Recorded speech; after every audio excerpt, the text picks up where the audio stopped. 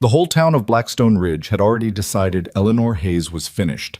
30 years old, a widow, no children, no prospects, just flour on her hands and a bakery that smelled like the only good thing left in her life. They smiled at her face and whispered behind her back, "Poor Eleanor. Such a shame. Some women just aren't meant for happiness." And then a man walked through her door, a man who never explained himself to anyone. And everything those people thought they knew began to crack. This is not a story about luck. It's about what happens when a woman who was written off decides she isn't finished yet. If this story moves you, drop your city in the comments. I want to see how far Eleanor's story travels. Like, subscribe, and stay until the very end. You'll understand why when you get there. The bread always burned a little on the bottom. Eleanor had never figured out why. She'd been using the same cast iron oven for 4 years, loading it with the same amount of pine wood every morning before the sun came up, and still, every third batch, the bottom crust came out darker than she intended. Not ruined, just imperfect. She'd stopped apologizing for it years ago. Character, she called it, when Mrs. Pruitt wrinkled her nose. Carelessness, Mrs. Pruitt called it back, dropping her coin on the counter without looking Eleanor in the eye.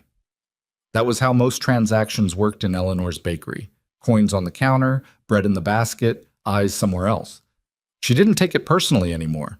Or maybe she did, and had simply gotten so good at swallowing it that she could no longer tell the difference. The bakery occupied the narrow ground floor of a 2-story building on Ridgeline Street, wedged between the post office on one side and a feed supply store on the other. The building itself belonged to a man named Gerald Pratt, who lived 3 streets over and collected the rent on the first of every month with the quiet efficiency of a man who expected the money to be there and was mildly annoyed whenever it was. Eleanor had never been late, not once. She was proud of that, even though she suspected Gerald Pratt had never noticed. The front room held 4 small tables, though she rarely had more than 2 occupied at the same time. She'd sewn the curtains herself from flour sacks bleached white and hemmed crooked. She was a baker, not a seamstress. A small chalkboard beside the door listed the day's offerings in her blocky, unpretty handwriting. She'd never had the delicate penmanship the schoolteacher had tried to beat into her as a girl. Sourdough loaf, that's 8 cents. Cornbread, 5 cents. Apple hand pie, 6 cents. Coffee, 2 cents. She made the coffee strong enough to wake the dead, which was one of the things people actually complimented her on, without reservation. By 6 in the morning on the second Tuesday of October, Eleanor had already been awake for 3 hours. She'd punched down the sourdough starter at 3:15, shaped 4 loaves by 4, stoked the oven at 4:30, and pulled the first batch at 5:30. The rhythm of it lived in her body now, the way breathing did. Unconscious, automatic, reliable. She didn't have to think about any of it, which meant she had plenty of space in her head for things she'd rather not think about. The anniversary was in 4 days. She knew better than to let it sneak up on her, so she'd been watching it come from a distance the way you watch a storm move across the plains. Visible long before it arrives. Nothing you can do but wait for it. 4 years since James had died. 4 years since the wagon wheel had cracked on the mountain road above the ridge and sent her husband down a 40-foot embankment with the horse still tangled in the traces. They'd been married 11 months. He'd been 28 years old and had laughed at everything. Genuinely, easily, sometimes annoyingly. And she had loved that about him even when it drove her to madness. People had been very kind for about 6 months after the funeral, and then they had moved on, the way people do. And Eleanor had found herself standing in the middle of her grief like a woman left behind at a train station, watching everyone else's lives pull away from the platform while she stood there still holding her ticket. She'd opened the bakery 14 months after James died. It was not, as people assumed, some kind of healing exercise. It was simpler than that. She had $12, she knew how to bake, and she needed to eat. The romanticism came later, applied by other people who needed her story to have a prettier shape than it actually did. The truth was she'd bought the flour and the starter and the oven with shaking hands, and a terror in her chest that she still felt sometimes when the rent was due, and she'd had a slow week. She was not brave. She was just stubborn, which was not the same thing, no matter what people said. The morning rush, such as it was, came between 6:30 and 8. Miners heading up the North Road, ranch hands passing through town on supply runs, the occasional traveling salesman who needed something more substantial than what the hotel dining room offered at that hour. Eleanor worked the counter alone. She'd tried hiring a girl the previous spring, a 15-year-old named Dottie Marsh who was cheerful and willing, but who had a habit of giving people extra change because she was nervous about subtraction. Eleanor had done the math after 2 weeks and let her go gently, pressing an extra $1 into the girl's hand and telling her to practice her arithmetic. She hadn't had help since. She was pouring coffee for Bill Gantry, the postmaster, when the bell above the door rang and a man she didn't immediately recognize walked in. He stopped just inside the doorway like he wasn't sure he had the right place. He was tall, not dramatically so, but tall enough that he ducked slightly out of habit when he came through the frame, even though the clearance was fine. He had the kind of weathered face that made it difficult to guess age, somewhere between 35 and 45, with deep lines at the corners of his eyes and jaw that hadn't been shaved in several days. His coat was heavy canvas, dark with trail dust, and his boots were the boots of a man who spent more time on horseback than on foot. He looked around the small room with an expression that was difficult to read. Not uncomfortable exactly, but careful, like a man who'd learned a long time ago that most places were not designed with him in mind. "Morning," Eleanor said, because someone had to. "Morning." His voice was lower than she expected and unhurried. "You got coffee?" "I do. Sit anywhere you like. He chose the table farthest from the door, which Eleanor had always noticed was what the more private sort of person did. He set his hat on the table beside him rather than on the hook by the door. Another tell. He wasn't planning to stay long. She brought the coffee over herself and set the cup down without pouring from a distance. Up close, she could see he was tired in a way that had nothing to do with last night's sleep. It was a longer kind of tired.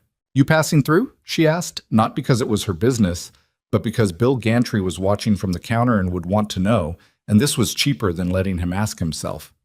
"No," the man said. He wrapped both hands around the cup. "I'm Silas Mercer. I run the Double M south of here. Came in for supplies." She knew the name. Everyone in Blackstone Ridge knew the Double M, a cattle operation that had been running for going on 12 years, one of the larger outfits in the county. She'd had no picture of the man who ran it, though. She'd imagined someone louder. "Eleanor Hayes," she said. "This is my place." He looked up at her when she said it, not with any particular expression she could name, just looked at her, like he was filing something away. "Good coffee," he said. "Thank you. Can I get bread?" She brought him a half loaf of sourdough, bottom crust slightly dark, as it happened, and a crock of butter she'd gotten in trade from the Lind farm the previous week. He ate without ceremony and without hurry, and he didn't try to make conversation, which she found herself appreciating more than she expected to. Bill Gantry left at 7:15. 2 miners came and went. A woman named Carol Sims stopped in for a corn cake and spent 6 minutes telling Eleanor about her daughter's new baby in Pueblo, which Eleanor listened to with the practiced attention of someone who understood that what the woman actually needed was to say the words out loud to someone, and that Eleanor was a reasonable substitute for a closer friend. When Carol left, Silas Mercer was the only person left in the bakery. He hadn't looked up from the table the entire time Carol was talking.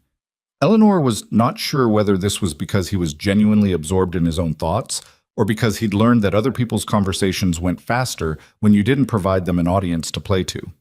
She suspected the latter. "What do I owe you?" he asked, pushing back from the table. 12 cents covers it. He put a quarter on the counter and waved off the change. "I'll likely be back through town Thursday," he said. He'd picked up his hat, but hadn't put it on yet. "You're open early? 5 in the morning until I run out of things to sell?" He nodded once. Put the hat on. Left.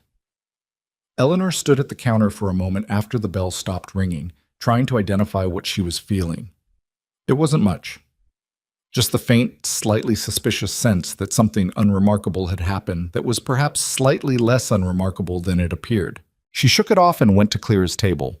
The cup was empty. He'd eaten every crumb of the bread. The quarter sat on the counter where he'd left it. She put it in the till and went back to the oven. He came back Thursday, as he'd said, and again the following Tuesday. He always came early, always ordered coffee and bread, always paid with more than the asking price, and waved off the change. He never stayed more than 40 minutes. He never asked personal questions. He didn't tell stories about himself. He didn't fill silence with noise. What he did do was listen, when she talked. Not in a demonstrative way. He didn't lean forward or make the encouraging sounds that some people made to signal their attention. He just listened, answered when she said something that invited a response. Let the quiet sit between them without feeling the need to break it. Most people, Eleanor had noticed, were uncomfortable with silence. They filled it with whatever came to hand: opinions, observations, the weather, the price of beef, the latest minor scandal. She'd learned to offer these things up herself as a kind of social courtesy, a way of smoothing the transaction so the customer felt warm and welcome and likely to return. She didn't have to do that with Silas Mercer. She wasn't entirely sure what to do with that. The first time they had an actual conversation, the kind where something real was said, it was a Wednesday morning in late October, and Eleanor was in a worse mood than usual. She'd spilled a full batch of starter the night before and had to throw it out, which meant she was working with one less variety of bread and a deep background irritation that she was trying to keep from her face. It wasn't working. "You all right?" Silas said. He said it without preamble, the way he did most things. "I'm fine. You don't look fine."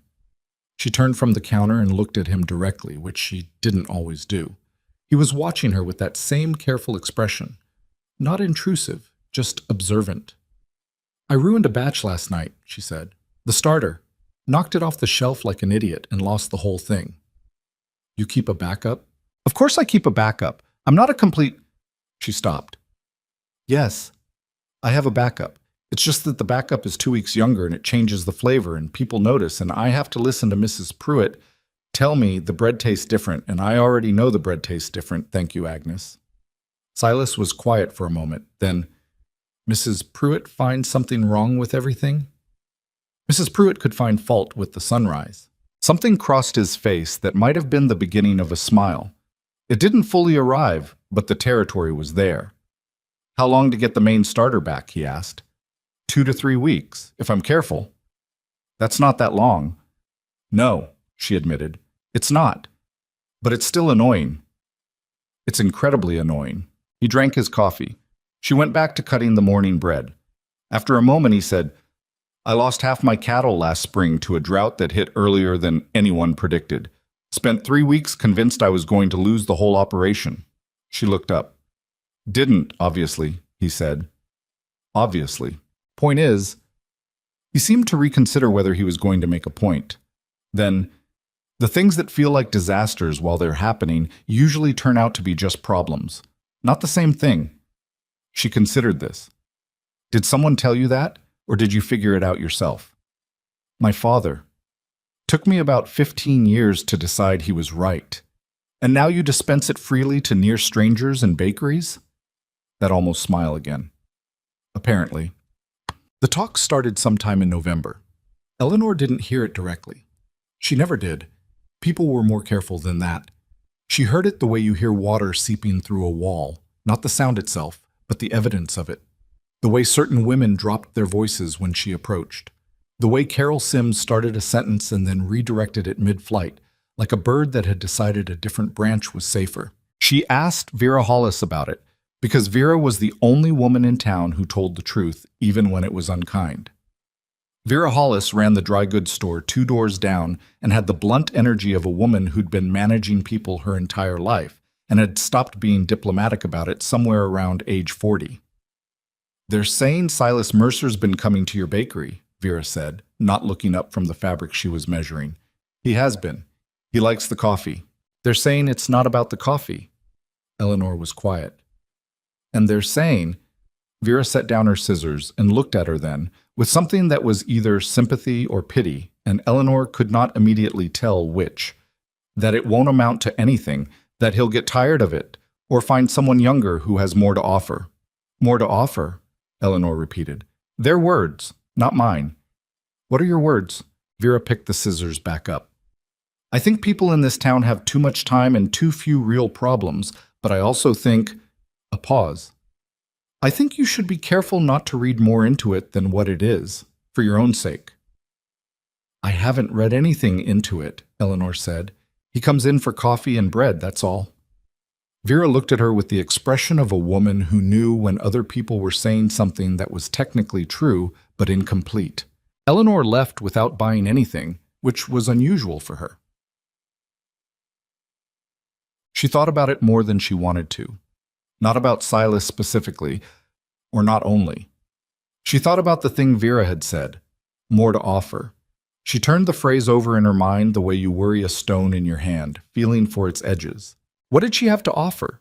She had a bakery that was on good days profitable and on bad days barely solvent. She had a 2-room apartment above the shop that she kept clean but that smelled permanently of bread and yeast.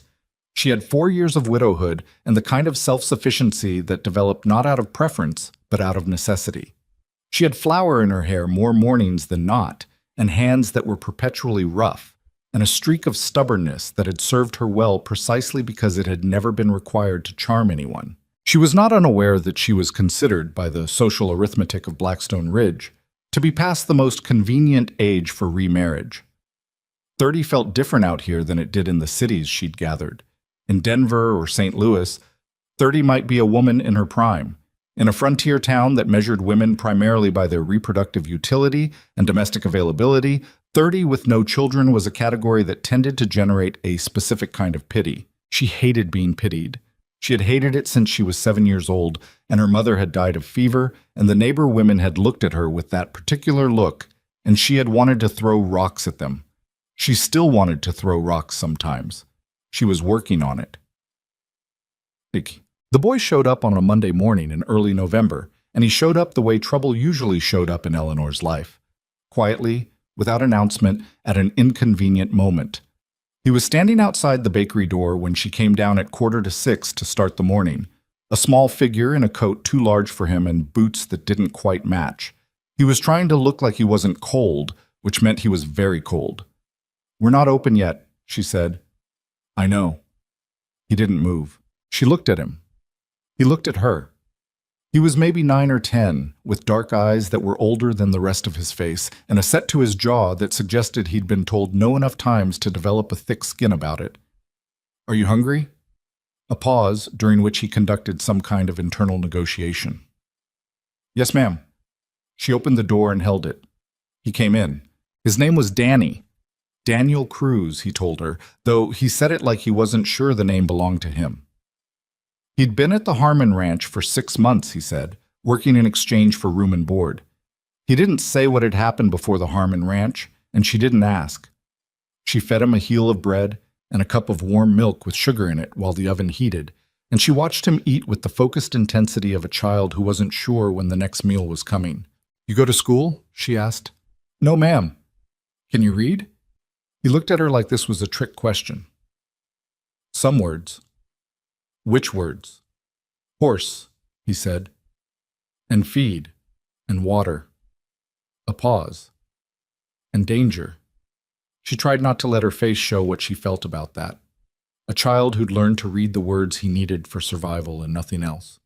"You want to learn more?" The internal negotiation again, longer this time. "Why would you teach me?" "I don't know yet," she said honestly. "I suppose I'd need to find out." He came back the next morning, and the morning after that. Tigd. She started with the alphabet. Not recitation, she'd hated recitation as a girl, but application. She wrote words on the back of old flour sacks with a piece of coal and had him figure out the sounds himself, guiding him when he was wrong without letting him feel the wrongness too sharply. He was quick, quicker than she expected, which she supposed was her own prejudice exposing itself. She'd assumed a child who'd spent his life doing physical labor rather than sitting in a schoolroom would be slower on the page. He was not. He was in fact ferociously attentive, with the kind of focus that develops in children who've learned that inattention carries consequences. He knew 40 new words by the end of the second week. She told exactly no one about it.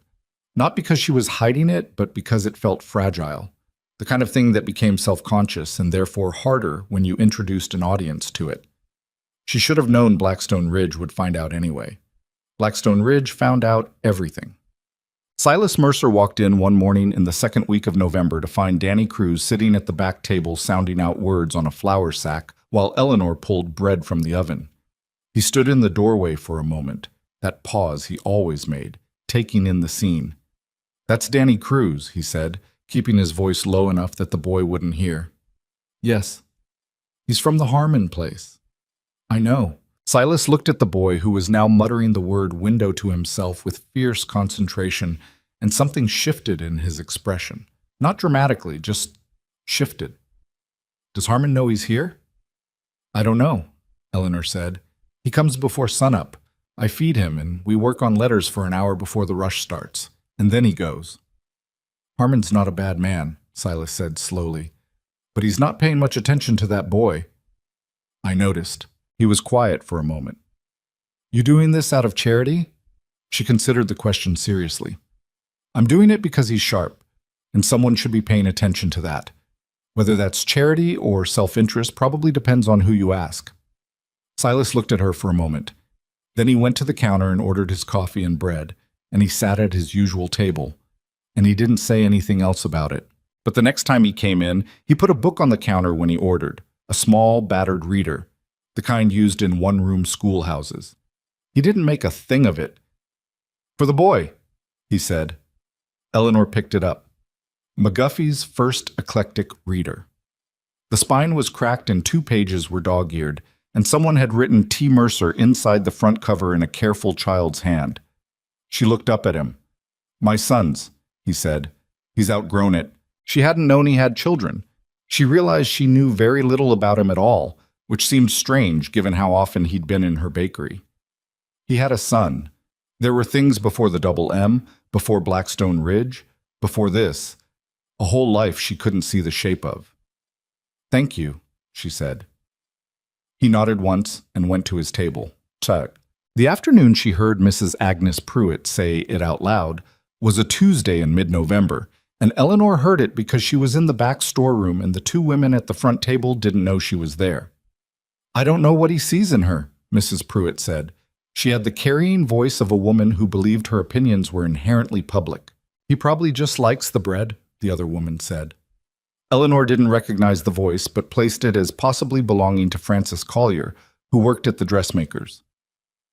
Men don't ride into town twice a week for bread, Mrs. Pruitt said. But I'll tell you what it is.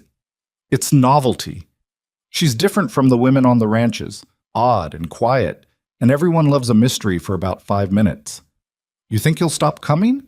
I think, Mrs. Pruitt said, with the authority of someone delivering a verdict she'd considered carefully, that a man like Silas Mercer is going to want someone who can give him more children. He lost his wife years ago. He's got 1 boy to run the whole ranch. He needs a family. Eleanor Hayes is 30 years old and has no children and no prospects of any, and she's been a widow so long she's practically become part of the furniture. A pause. It's sad, really, the second woman said. Very sad, Mrs. Pruitt agreed in a tone that did not sound especially sad. Eleanor stood very still in the storeroom. She was holding a tin of baking powder that she'd come back for, and her fingers had tightened around it, and she made herself loosen them deliberately, one by one, because she did not intend to dent a perfectly good tin over Agnes Pruitt. She waited until she heard the women stand to leave. She waited until the bell above the door rang and faded. Then she set the tin down on the shelf, breathed, part of the furniture. She had been called worse things, probably. She couldn't think of any at the moment, but she was confident they existed. She picked the tin back up and carried it out to the counter and measured out what she needed for the next batch, and she did not cry, which felt like a small victory. She thought about saying something to Silas, not about Mrs. Pruitt. She wasn't going to do that to herself. But she thought about acknowledging it somehow. The talk. The fact that his repeated presence in her bakery was generating a kind of narrative that neither of them had written and that both of them were presumably aware of. She almost did it on a Thursday morning when the bakery was empty and the conversation had wandered somewhere more honest than usual. They'd been talking about the winter. It was coming early, the old-timer said. The signs were all there. And he'd mentioned that the cattle drive was scheduled for before Christmas, which was going to be close. That worries you? She asked. Worries me a little, he said, which she suspected was a significant admission from a man who did not generally confess to worry. The weather or the timing? Both. Neither one alone would be the problem. She poured herself a cup of coffee, and she didn't usually drink with customers, but the morning had been cold and she'd been on her feet since 3, and sat down across from him, which she also didn't usually do. He noticed. He didn't remark on it. My father was a cattleman, she said. before he lost the herd to tick fever. I know what a bad drive can do. Silas looked at her. I didn't know that. There's a lot you don't know about me. There's a lot you don't know about me, he said, not defensively, observationally. I know you have a son named Thomas, she said, because of the book. Something in his face went briefly and carefully neutral. Tom. He's 13, lives with his grandmother in Denver while he goes to school. You miss him. A long pause. Every day. She didn't push it. She understood about missing. She had her own version of it, a different shape, and she didn't need to compare the two to know they were both real. She almost said it then. People are talking about you coming in here, but she stopped herself. Because saying it would change something, and she wasn't sure what, and because she didn't entirely know what she wanted the thing to change into. So she drank her coffee, and he finished his bread, and outside the window Blackstone Ridge went about its morning business. And for a little while the bakery was the quietest it had ever been. Chisette. The last Saturday of November, Danny Cruz read a full sentence out loud for the first time. He'd been working at a page in the McGuffey Reader, slowly, halting, his finger tracing each word. And then suddenly the halting stopped and the words connected, and he read, "The cat sat on the mat and the rat ran away." He stopped, looked up at Eleanor with an expression she would remember for a long time. Surprise that was almost fear, because good things sometimes felt dangerous when you weren't used to them. "You read that," she said. "I read that," he said slowly, like he was testing whether it was true. "You did." He looked back down at the page. Read it again, quieter this time, to himself. Then he looked up with something that was not quite a smile, but was adjacent to one. The expression of someone who has just discovered a door they didn't know existed. "What else is in here?" he asked, meaning the reader. "More sentences," she said. "Stories. More words." "How many?" "A lot." He considered this with the gravity of a small person receiving a large inheritance. "Okay," he said. Eleanor turned away to check the oven, because she had something in her eyes, and she preferred to be private about it. December came in cold and gray, and with it came a change in the quality of the silences in Eleanor's life. They were the same silences they'd always been. The silence before the oven heated, the silence of the Sunday afternoon when the bakery was closed, and the street outside was quiet and the world felt very small. But they felt different. Not heavier, just populated somehow. Filled with things she was noticing when she hadn't been noticing them before. She noticed that she looked up when the bell above the door rang now, in a way she hadn't last spring. She noticed that she saved the first good loaf of the morning, not consciously, not as a policy, just as something that happened. She noticed that when something went wrong with the bread, her first thought was often what she would say about it to Silas Mercer, and she noticed that she noticed this, which was one level of noticing too many. She was not foolish enough to call it anything yet. She'd been married. She knew the difference between the thing and the idea of the thing, and she was not going to mistake one for the other again just because she was lonely. But she didn't close the door on it either. She was not done. Whatever Agnes Pruitt and the rest of Blackstone Ridge had decided about her future, about what she had to offer, about the category of woman she was, and the kind of life available to that category, they had decided without asking her. She swept the flour from her floor at the end of each day and set the starter for the next morning and climbed the stairs to her small apartment and lay in the dark and thought about bread, and the boy who was learning to read, and a man who left his hat on the table instead of the hook. And she thought, I am not done. She thought it quietly, the way she did most things, but she thought it with certainty. On the last day of November, Silas Mercer walked into the bakery and left his handkerchief on the table. She didn't notice until after he'd gone. She was dealing with a burned batch and was not at her most observant. She found it when she cleared the table. A plain cotton square, dark navy, initialed SM in the corner in thread that had faded from what she guessed was once black. She held it for a moment. Then she put it in her apron pocket, thinking she'd return it the next time she saw him. She didn't see him for 2 weeks. She told herself she wasn't counting. She was counting. The handkerchief sat on the windowsill above the stairs each night when she came up from the bakery, and she walked past it without touching it, because she was not sentimental, and she had no reason to attach meaning to a piece of cloth that a man had simply forgotten. The bread baked every morning. The starter grew back, slowly, and by the second week in December it was close to what it had been before she'd spilled it, the flavor coming back by degrees. Danny Cruz was reading three-word sentences without hesitating. Blackstone Ridge was talking. And Eleanor Hayes, the woman they had buried before she was done living, the furniture, the sad case, the widow, went to sleep every night above her bakery and woke up every morning before the sun and made bread. And waited, without quite admitting she was waiting, for the bell above the door to ring. Silas came back on a Wednesday. Eleanor was in the middle of her second batch when she heard the bell, and she told herself the way her stomach tightened was simply because she'd been leaning over the oven too long. She straightened up, wiped her hands on her apron, and walked out to the front room with an expression she had carefully arranged to be ordinary. He looked the same as always, coat dusted from the road, hat in his hand, that particular stillness he carried everywhere like it was another layer of clothing. "You were gone a while," she said. She meant it to come out neutral. It came out slightly accusatory, which she immediately wished she could take back. He set his hat on the table. Fence line came down in the north pasture. Took longer than it should have. "Coffee?" "Please."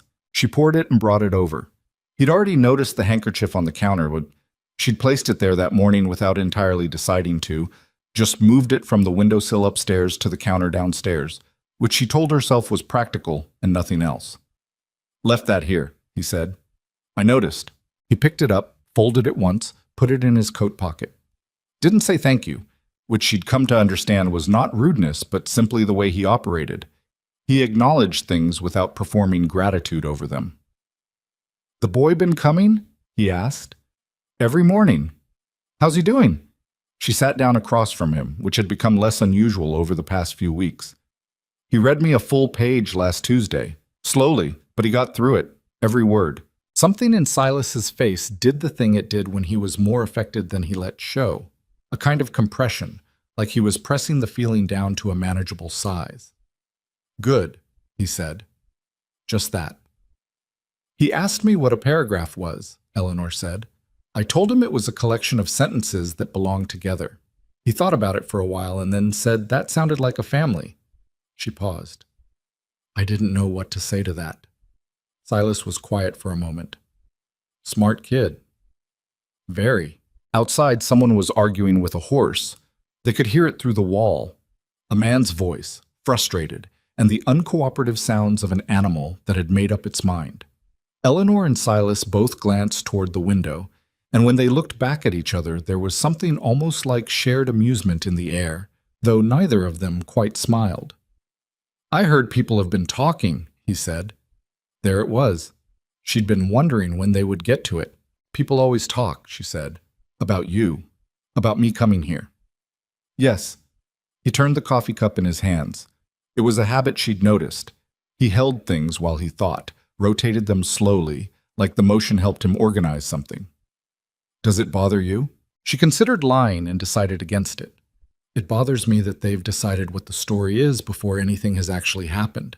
It bothers me that the most interesting version of events, according to Agnes Pruitt, is that you'll eventually get bored and leave." She kept her voice even. "It doesn't bother me that they're talking. I stopped being able to control that a long time ago." He nodded slowly. "Same." "You've heard it too?" "Bill Harmon told me last week that I was making things complicated for you," Silas said. "He meant well. He's the kind of man who means well and says the wrong thing." "What did you tell him?" "I told him I came here for the coffee." She laughed, actually laughed, which surprised both of them slightly. It wasn't a polished sound. It came out faster than she intended, a short, genuine thing. "That's not untrue," she said. "No," he agreed, "it's not." The moment sat between them, not quite comfortable and not quite uncomfortable. The kind of moment that has weight to it without being heavy. She didn't push it further, and neither did he.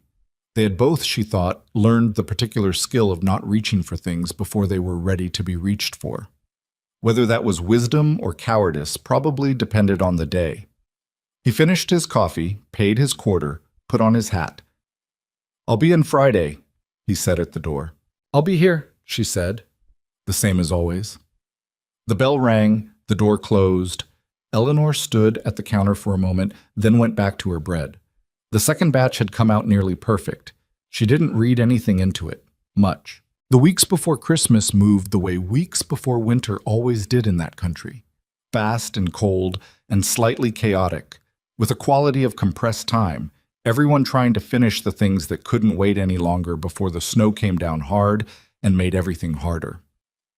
Eleanor kept her hours and baked her bread and worked with Danny 3 mornings a week now, instead of daily, because the Harmon Ranch had noticed his early absences, and Amos Harmon had come in one morning with the expression of a man who wasn't sure whether to be angry or grateful.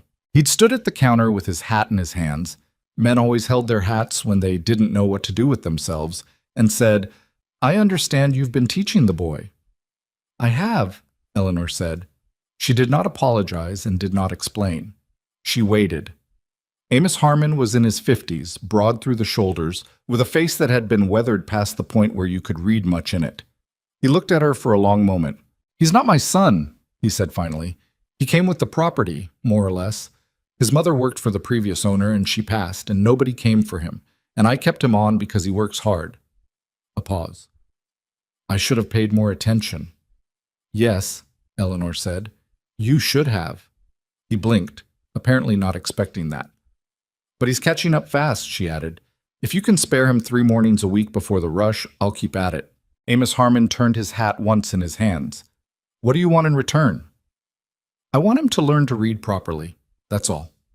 He looked at her for another long moment, in the way that men sometimes looked at women who said things directly, like they were trying to find the hidden request underneath the stated one and were confused when it wasn't there. "All right," he said. He put his hat back on. 3 mornings. He bought a corn cake on his way out, which felt like his version of a peace offering. The town had mixed feelings about the teaching arrangement, which Eleanor discovered slowly, in pieces. Some people thought it was admirable. A few, fewer than she expected, said so to her face. Others seemed to find it presumptuous, as though she had stepped into a role that wasn't hers. One woman, whose name Eleanor refused to commit to memory, suggested that Eleanor was trying to make herself look important by educating a ranch orphan, which was the kind of observation that said considerably more about the woman making it than the woman it was aimed at. Vera Hollis told her, mid-December, that the general opinion had shifted in a way that was grudgingly favorable. "People respect it," Vera said. "Not all of them, but the ones who matter." "I'm not doing it for their respect," Eleanor said. "I know you're not. That's why you have it." On the last Friday before Christmas, Danny read Eleanor a full 2-page story from the McGuffey Reader. He did it sitting at the back table while she rolled out the morning pastry, his voice gaining confidence with each line, until by the end he was reading with something that was almost fluency, stumbling here and there, backing up and self-correcting, but moving forward. When he finished, he looked up. "Was that good?" he asked. "That was very good," she said. He nodded, processing this. Then, "Miss Hayes?" "Yes." "Are you going to teach me until I can read everything, like newspapers and such?" She set down the rolling pin. "If you keep coming." "I'll keep coming," he said, with the particular firmness of a child making a promise he intends to keep because he's had too many broken ones to take them lightly. She went back to the pastry. "Yes," she said. "I'll teach you everything." Christmas came and went quietly. Eleanor spent the day baking things she didn't sell, not for any particular reason, just because baking was how she managed feelings she couldn't otherwise do anything about, and the holiday had a way of surfacing feelings she'd done an adequate job of burying the rest of the year. James had loved Christmas with an enthusiasm she'd found slightly exhausting, and then, after he was gone, had missed so much it was like an actual physical absence in the room. She gave Danny a pocket dictionary she'd ordered from the supply catalog 3 weeks before. She wrapped it in brown paper and left it for him on the back table on Christmas Eve morning. And when he opened it, he held it for a long time without saying anything, and then said, "This has every word?" "Most of them." He put it in the inside pocket of his coat against his chest, where he kept things he didn't want to lose. Silas Mercer did not come in for 2 weeks around Christmas, the cattle drive preparation she assumed, and the demands of the season on a working ranch. She didn't expect him, and told herself she wasn't missing him, and moved on with the business of December. She was partway through the business of convincing herself of all this, when the new year turned and January came in gray and mean, and then February, and the ordinary machinery of life ground forward the way it always did. Then March arrived, and everything broke. Eleanor found out about the building on a Tuesday morning, the 4th of March, when Gerald Pratt knocked on her door at 7:30 while she still had customers at the tables. He knocked the way he always did, 2 sharp raps, businesslike, as if the door owed him something. She opened it. He was wearing his good coat, which meant he'd come to deliver news he wanted insulation from. "Mrs. Hayes," he said. "Mr. Pratt." She stepped aside to let him in, or started to, but he stayed on the step. "I won't come in," he said. "I just need to tell you something, and I thought it was better to say it in person." She waited. He looked briefly at the middle distance, the way people did when the thing they were about to say was going to be uncomfortable, and they wanted somewhere else to put their eyes. "I've sold the building," he said, "to the Territorial Land and Commerce Company, out of Denver." Eleanor heard it. She waited for the meaning to arrive, and then it did, and it was cold. "When?" she said. "The sale was finalized in January." He had the grace to look slightly ashamed. "They've been buying properties along Ridgeline Street. Several of them. They want to consolidate the block." "For what?" "A freight depot, I'm told. Or possibly a company storehouse. The details—" He waved a hand. "The details aren't entirely clear to me. When do I have to leave?" He did look at her then. He had the face of a man who was going to remember this conversation for a while. 90 days, from March 1st. March 1st was 4 days ago. "Yes," he said. "I know. I'm sorry, Eleanor. I should have told you sooner. They moved faster than I anticipated." She noticed she was holding the door frame. She let go of it. 86 days, she said. "What?" "From today. I have 86 days. Gerald Pratt looked at her with the expression of a man watching something he expected to collapse, not collapse. "I truly am sorry," he said again. "You have been," she said. "Every month for 4 years." She stepped back. "Excuse me, I have customers." She closed the door. She stood behind it for exactly 3 seconds, breathing, and then she went back to the counter and refilled Bill Gantry's coffee and told him his change from a 10-cent piece was 2 cents and managed to sound like a person who had not just been told the ground was being removed from beneath her feet. Bill left at 8:05. She was alone in the bakery. She sat down at the nearest table, which she almost never did, and looked at the room around her.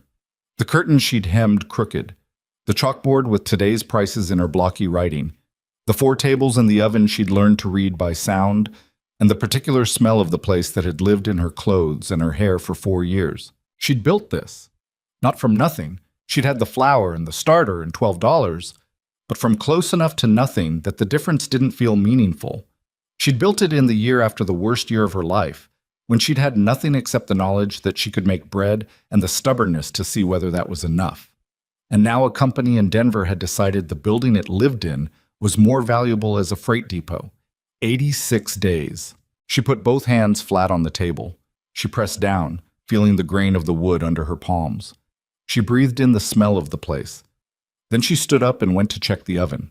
She told Vera Hollis the next day, because Vera would need to know, and because telling Vera meant she only had to say it once. Vera had a network of information that rivaled the telegraph for speed and efficiency. Vera listened without interrupting, which was one of her better qualities. "Do you have savings?" she asked when Eleanor finished. "Some. Not enough to buy a building." "What about renting somewhere else?" "I've been looking." She had since 7 the previous evening, when she'd walked the length of Ridgeline Street and the 2 cross streets and calculated what she knew about what was available. "There isn't much. The Tyler building on 2nd Street has a space, but it's half the size and needs work I can't afford." "Could you do half the business?" "I could do half the business and lose 1/3 of my customers because they won't walk an extra block." She said it without bitterness. It was simply true. "And then I'd be trying to keep the starter going in a kitchen that isn't built for it." Vera was quiet for a moment. "What are you going to do?" "I don't know yet," Eleanor said, which was the most honest thing she'd said in several days. Vera put her hand briefly on Eleanor's arm, a gesture so unusual from Vera that it landed harder than it would have from anyone else. "Tell me when you know," Vera said. The next time Silas came in, Eleanor almost didn't tell him. It wasn't his problem. She didn't want to be a problem that needed solving, which was a particular sensitivity of hers that she recognized as not always rational, but felt strongly about regardless. But she'd been carrying the 86 days, now 73, around with her like a stone in her boot, and she was tired. And he came in on a Friday morning when the weather was especially miserable and the bakery was empty of other customers. And he looked at her face and said, "What happened?" She told him. He listened the way he always listened, without filling in the pauses, without offering solutions before she'd finished talking. He let her say the whole thing, the building and the company and the 90 days and the Tyler space that was too small and the savings that weren't enough. When she finished, he was quiet for a moment. "Have you heard of the Territorial Land and Commerce Company before?" he said. "No." "I have." He said it carefully, like he was measuring each word. "They've been active in 3 counties, buying up commercial property on main streets, offering sellers good money, and then—" He paused. "There are rumors." "What kind of rumors?" "That not all the purchases have been entirely clean." He set down his cup. "There's a man named Aldrich Cole who runs the operation. He moves fast and he doesn't tend to take no for an answer." The name meant nothing to her. "Is he dishonest?" "I don't know that I can say that," Silas said. "I can say I've heard things that made me cautious. Other ranchers who've dealt with his company have had complications." She digested this. "That doesn't help me with my 86 days." "No," he said, "it doesn't." She refilled his coffee without being asked, which was something she only did for him.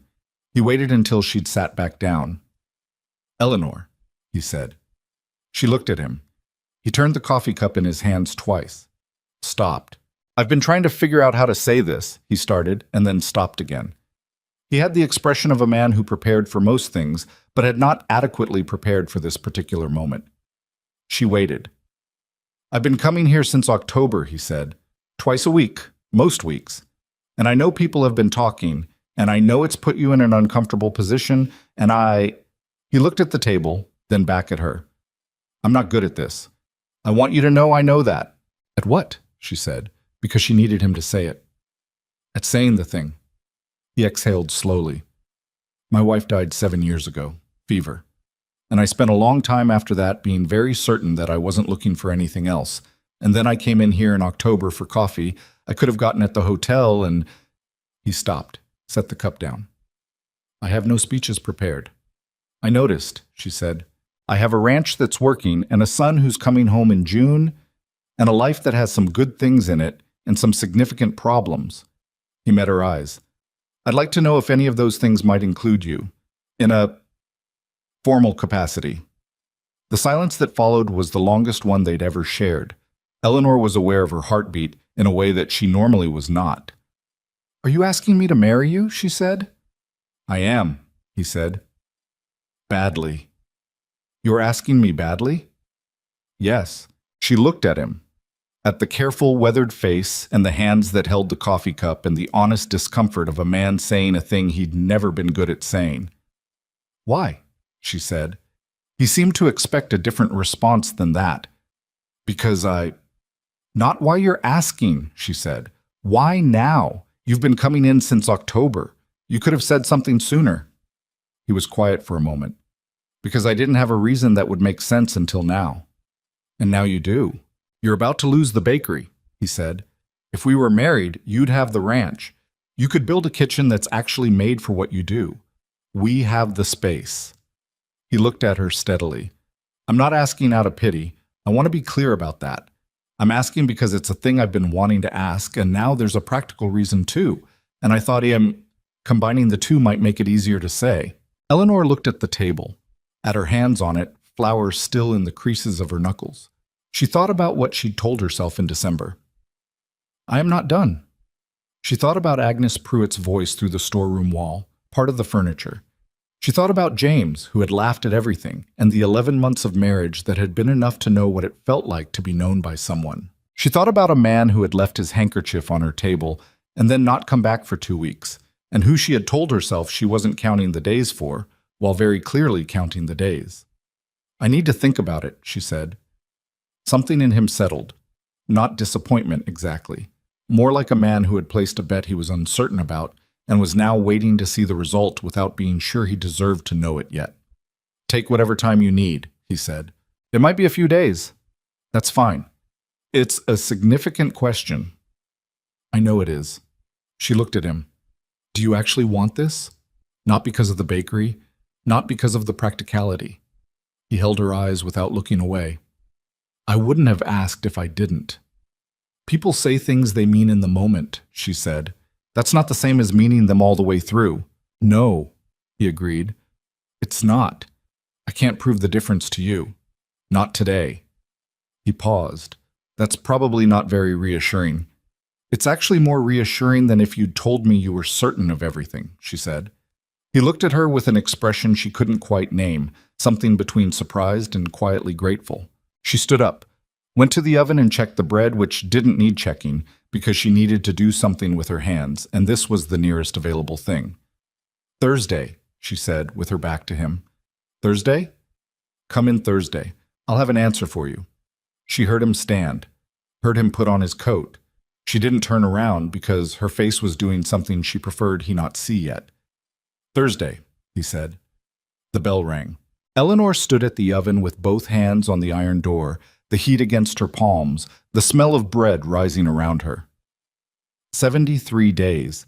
A question she hadn't asked for and couldn't stop turning over, and the particular, terrifying, quietly thrilling sensation of a life that had just, without permission, become uncertain in a completely different direction than it had been uncertain before. She pulled the bread from the oven, set it on the rack, looked at it. The bottom crust was slightly dark. She didn't apologize for it.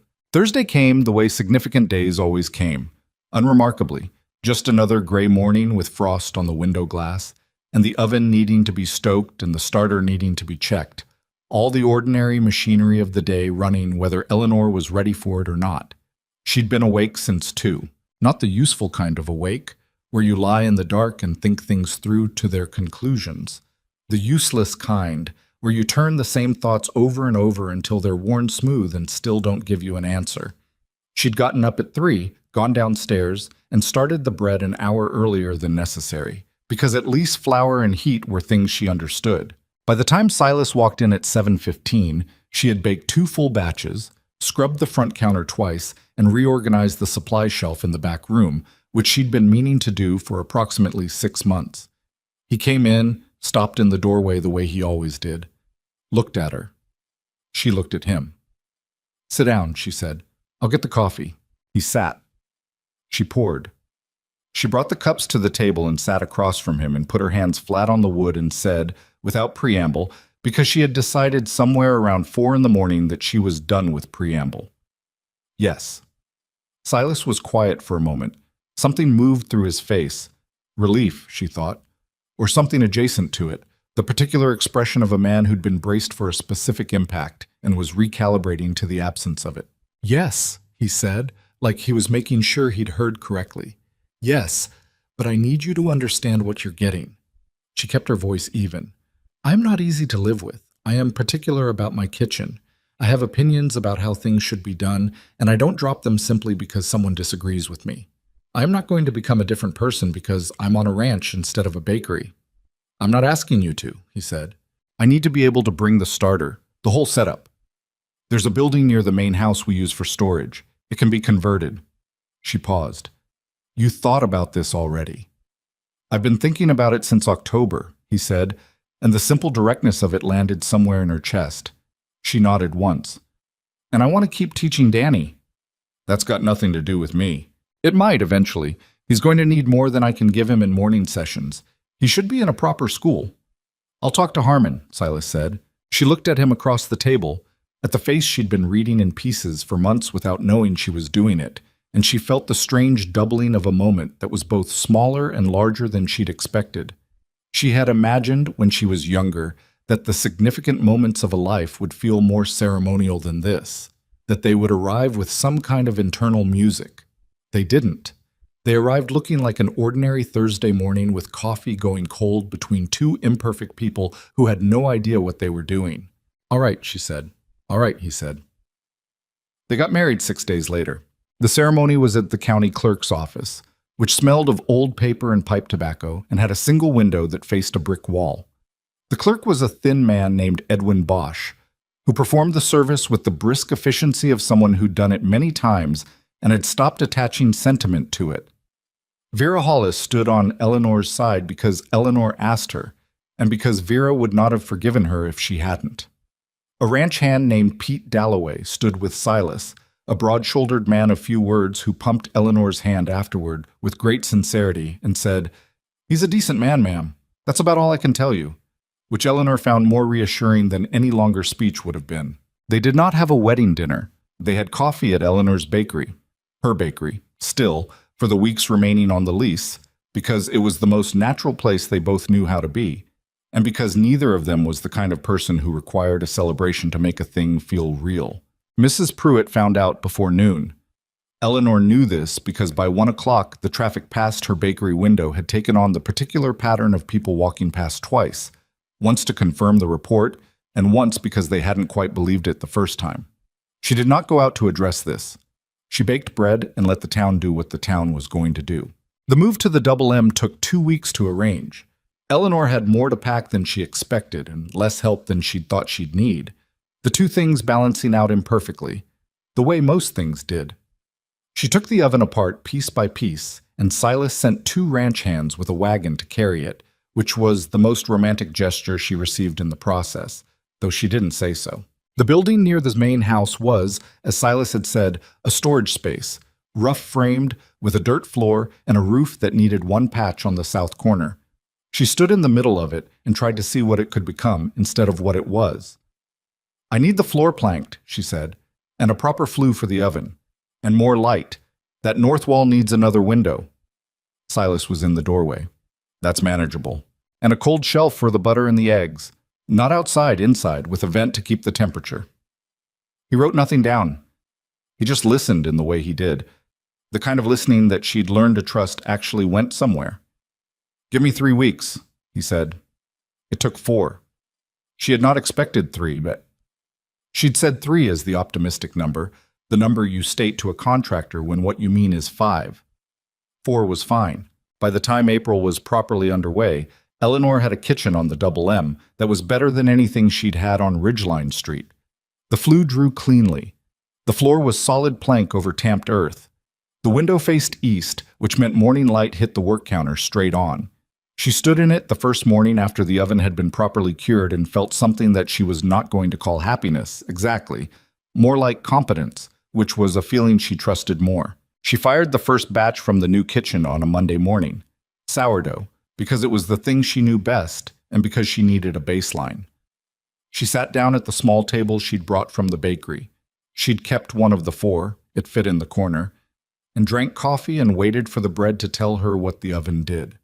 The bottom crust came out slightly dark. She looked at it for a long moment. "Character," she said to nobody, and put it on the rack. The ranch changed around her presence in ways she hadn't anticipated and wouldn't have predicted. She'd expected to be peripheral, a woman in a back building, making bread, staying out of the operation she didn't understand. What happened instead was more complicated and more human than that. The ranch hands ate. They ate every day, 3 times a day, and the cook who managed it was a man named Clyde, who had been doing it for 8 years with adequacy and no particular joy. He was not a bad cook.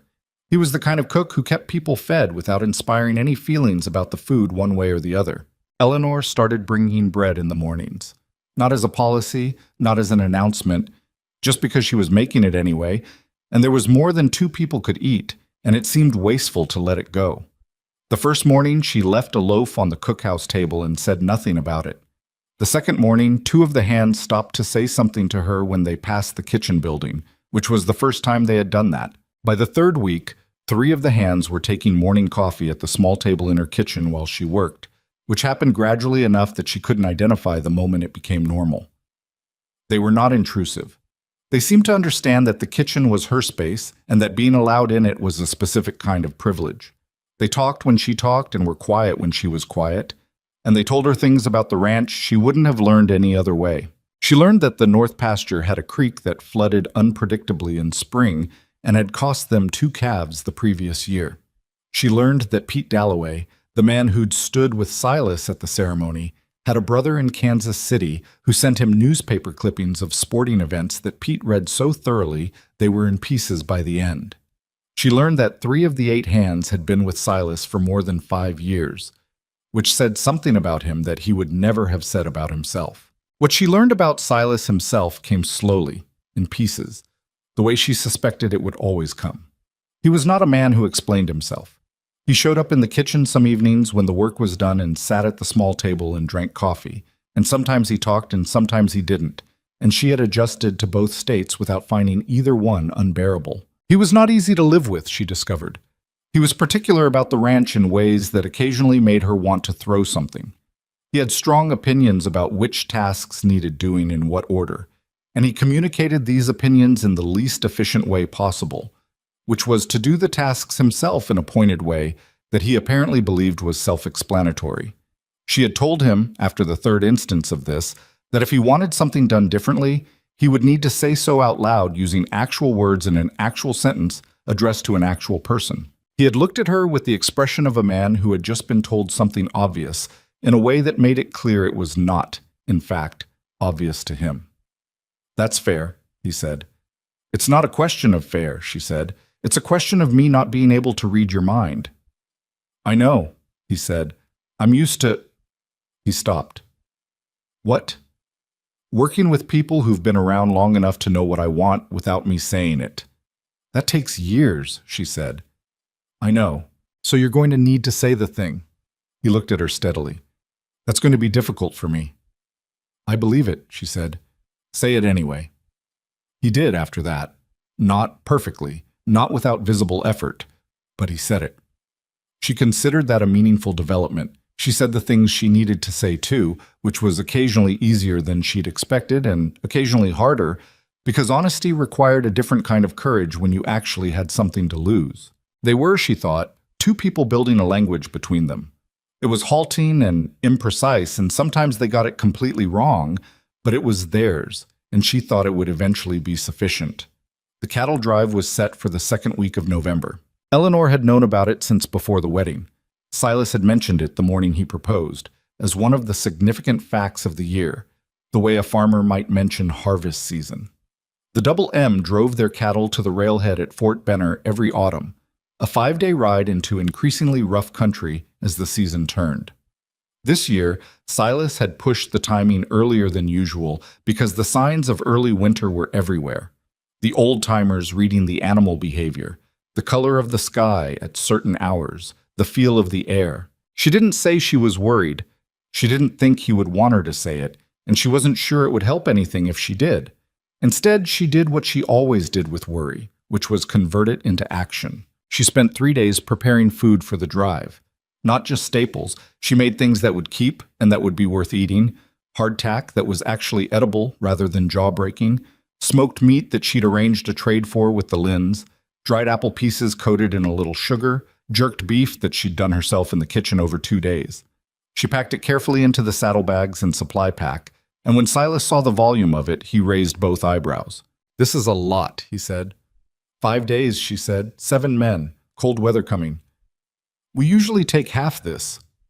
"And you usually come back hungry," Pete Dalloway said, from somewhere behind Silas, and received a look for it. The morning of the drive, Eleanor was up at 3, which was her usual time, and Silas found her in the kitchen at 4:30 when he came in to get his gear. She'd made proper breakfast, eggs, bread, coffee, a pan of salt pork, and had it on the table without ceremony. He stood in the kitchen doorway in his trail coat and looked at the table and then at her. "You didn't have to do this," he said. "I know," she said. "Sit down and eat before it's cold." He sat. She sat across from him. They ate without much conversation, the way they'd learned to eat together, companionably, without requiring it to mean anything beyond what it was. Outside, she could hear the ranch beginning to stir, the horses being brought up, the hands getting ready. He finished and pushed back from the table. Stood, put his hat on. "I'll be back in 5 days," he said. "Be careful on the ridge pass," she said. "If the weather changes—" "I know the ridge pass." "I know you know it. Be careful anyway." He looked at her for a moment. Something in his face did that thing she'd learned to read by now. The compression, the feeling pressed down to a smaller size.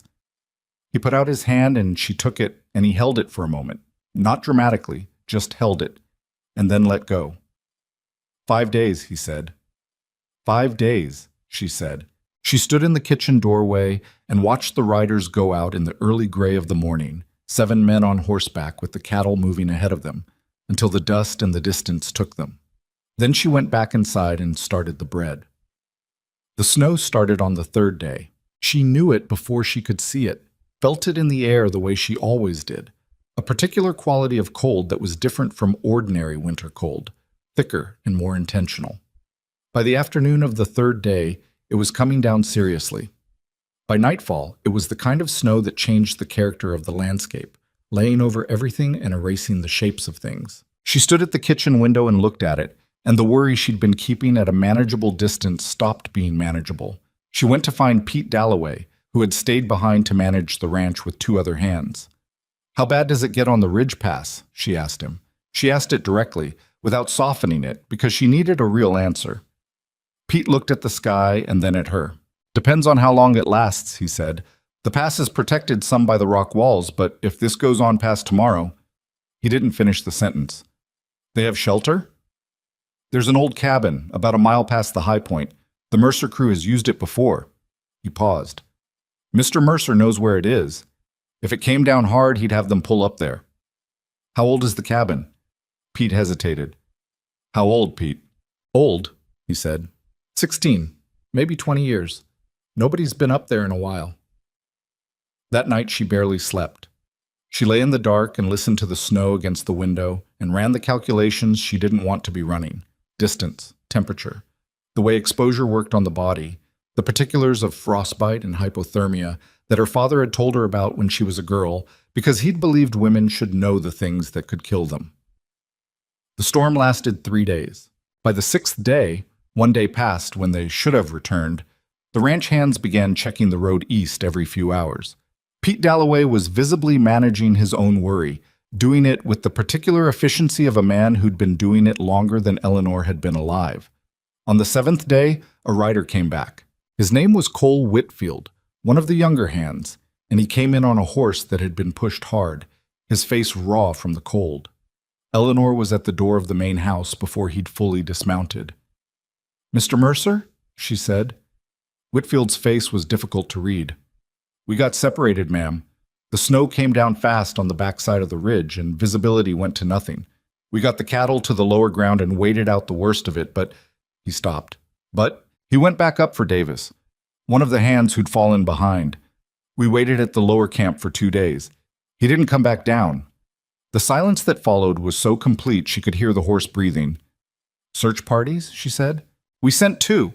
The second one found Davis. He'd made it to a rock shelf and sheltered there.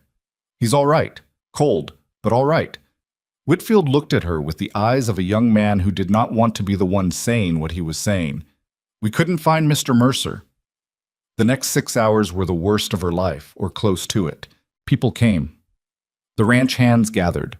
Someone, she couldn't remember who, had sent word to town, and by mid-morning there were men in the yard talking about search routes, which passes were accessible, how long a man could survive if he'd found any kind of shelter. Eleanor stood in the middle of all of it and listened and did not fall apart, which cost her something she couldn't name. She heard the word survive used twice in context that made clear people were beginning to calculate odds, and both times something in her went very cold and very focused. On the 2nd day after Whitfield returned, a formal search party came back without him. "Mrs. Mercer," the search leader said, "a man named Galt from town, who organized these things with professional competence and professional distance. We've covered the accessible ridge area. The upper pass is still blocked. We'll try again when the snow settles." "When will that be?" 3, maybe 4 days. She looked at him. "And what are his chances after 3 more days?" Galt looked at her the way men looked at women when they were about to say something they believed was kind and was actually condescending. "Ma'am, don't," she said. What are his chances?" A pause. "If he found shelter, if he had food, if the temperature doesn't drop further." He stopped. "They're not impossible." It was not comfort. It was a calculation, and she would take a calculation over false comfort every time. That night, after the ranch had gone quiet, and Pete was asleep in the bunkhouse, and the snow had stopped for the first time in days, Eleanor sat at the kitchen table and made her own calculation. She knew the ridge. Not the way Silas knew it, not the way the ranch hands knew it, but she'd listened carefully every time anyone had described it. She knew the lower camp and the upper pass and the fact that there was a cabin a mile past the high point that was old and possibly unusable and possibly the only thing standing between Silas Mercer and the cold. She thought about the food she'd packed, 5 days' worth. He'd been up there 9. She thought about Danny Cruz reading a full page from the McGuffey reader and saying, was that good? Like he needed permission to believe in his own success. She thought about a man who turned a coffee cup in his hands when he was thinking. She thought about 5 days said in a kitchen at 4:30 in the morning and the way he'd held her hand before he left. She got up from the table. She went and knocked on the bunkhouse door until Pete Dalloway opened it, squinting in the cold. I need you to tell me exactly how to get to that cabin, she said.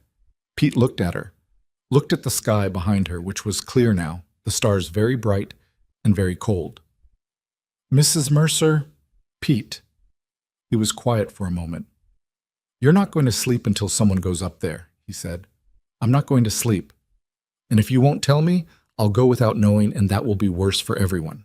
Another long moment. He looked at the sky again, reading it the way men who'd lived in this country all their lives read it. Snow's done, he said. Yes. Cold, but manageable. Yes, he exhaled. Give me 10 minutes to get dressed, he said. I'm coming with you. She had not expected that. She looked at him, this broad-shouldered, plain-spoken man who had told her on her wedding day that Silas was decent, and that was about all he could tell her. You don't have to, she said. I know I don't, he said. 10 minutes. They left before dawn, 2 riders on the frozen trail with enough food and blankets for 4 people, because Eleanor had packed for 4 people without entirely deciding to. The cold was the kind that made the air feel brittle, the kind that burned your face and made your eyes water immediately. She did not think about what they might find. She thought about the next footfall and the one after that, and the particular quality of paying attention that got you through difficult terrain without catastrophizing, a skill her father had taught her and she'd spent 20 years thinking she'd never need. The upper pass was passable, barely. The snow was packed hard and the horses were careful about it, but passable.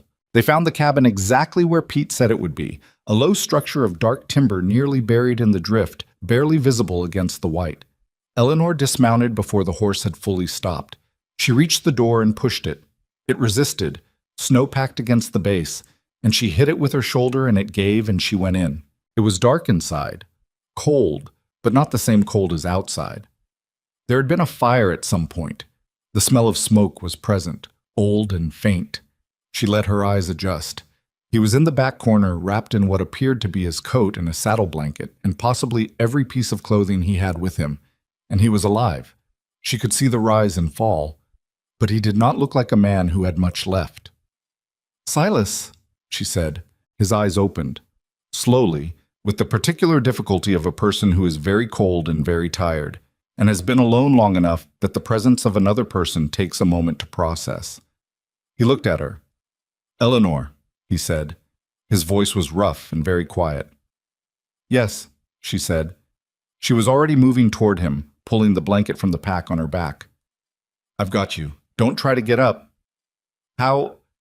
He stopped, swallowed. How did you find me? Pete told me about the cabin.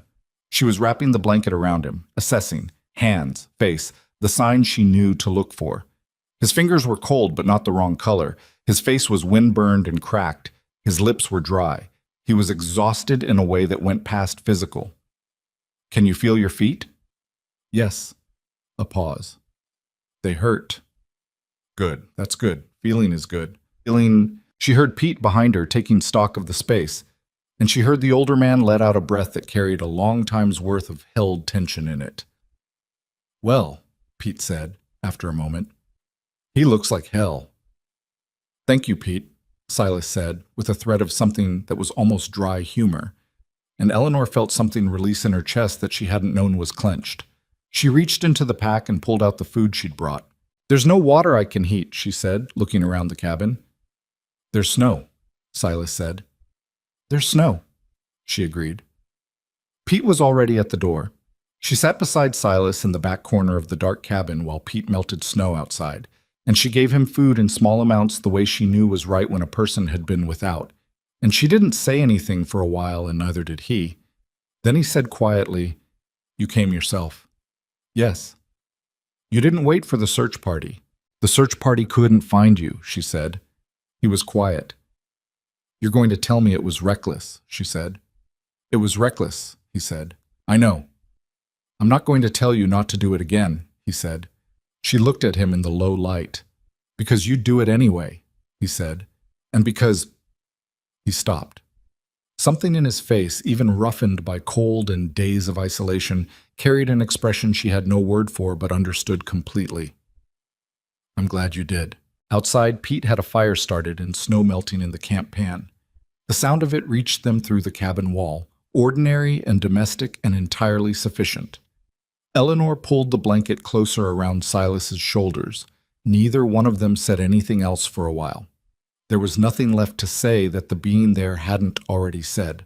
Silas recovered slowly, which was the only way a person could recover from what he'd been through, and he was a terrible patient. Not dramatically terrible. He didn't complain loudly or make demands.